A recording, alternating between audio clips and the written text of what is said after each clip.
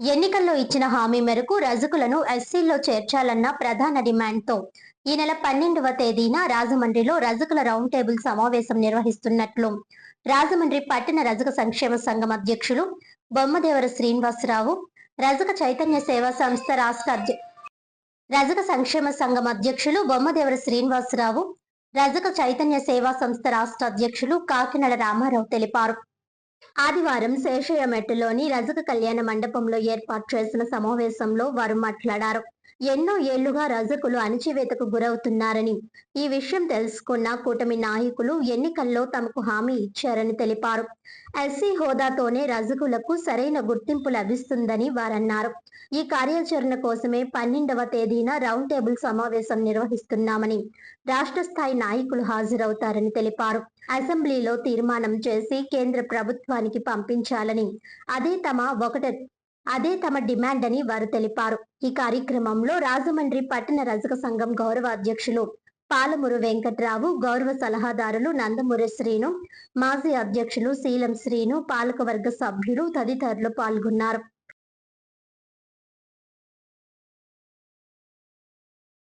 నా పేరు కాకినాడ రామారావు. నేను ఆంధ్రప్రదేశ్ రజక చైతన్య సేవా సంస్థ రాష్ట్ర అధ్యక్షులుగా ఉన్నాను. అయితే ఈరోజు ఈ యొక్క ప్రెస్ మీట్ ఏర్పాటు చేయడానికి గల ముఖ్య కారణం, ఆంధ్రప్రదేశ్ వ్యాప్తంగా రజక ఐక్యత ఎస్సీ జాబితాలో చేర్చమని చెప్పేసి రౌండ్ టేబుల్ సమావేశాలు రాష్ట్ర వ్యాప్తంగా జరుగుతున్నాయి.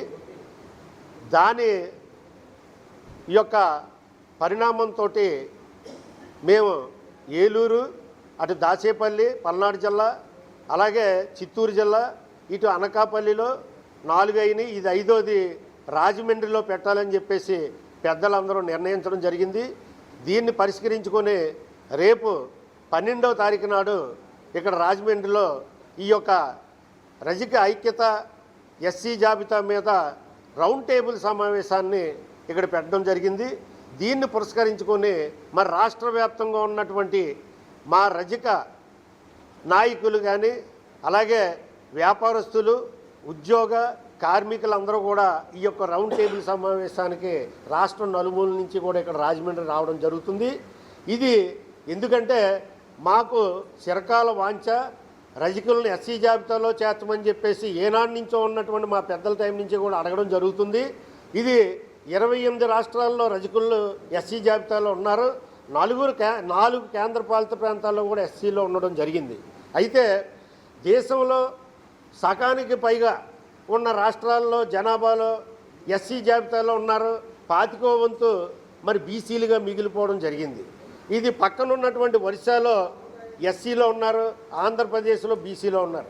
ఇక్కడ మహిళ వెళ్ళి అక్కడ ఒరిస్సా వెళ్ళేసరికి ఎస్సీ అవుతుంది, అక్కడ మహిళ ఇక్కడికి వచ్చేసరికి బీసీగా మరి ఉండడం జరుగుతుంది. ఇది మరి 1 నేషన్ మరి 1 క్యాస్ట్ అనేది మరి ఇండియా లెవెల్లో మరి మోడీ గారు కూడా ఒక గట్టి నినాదం ఒకటి ఇస్తున్నారు. మరి దాని మీద మా యొక్క రజకుల యొక్క జీవన విధానం ఆల్ ఓవర్ ఇండియా మొత్తం అంతా కూడా ఒకటే వృత్తి, రజకుడు ఎక్కడైనా సరే ఒకే వృత్తి మీద ఆధారపడి ఉంటారు. జీవన విధానం కూడా తేడా ఉండదు. అటువంటి పరిస్థితుల్లో మరి ఆంధ్రప్రదేశ్లో ఇలా కొన్ని రాష్ట్రాల్లో మరి బీసీలుగా మిగిలిపోవడం అనేది మాకు చేరని అన్యాయం. మరి అనేక రకాలైనటువంటి మేము విధాలుగా నష్టపోతున్నాం.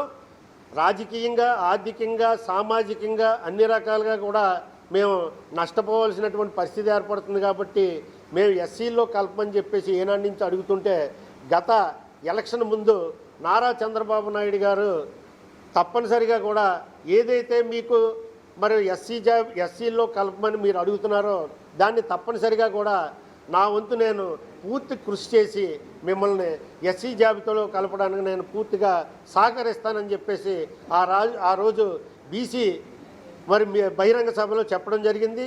అదే రకంగా బీసీ డిక్లరేషన్లో కూడా ఆయన మరి పెట్టడం జరిగింది.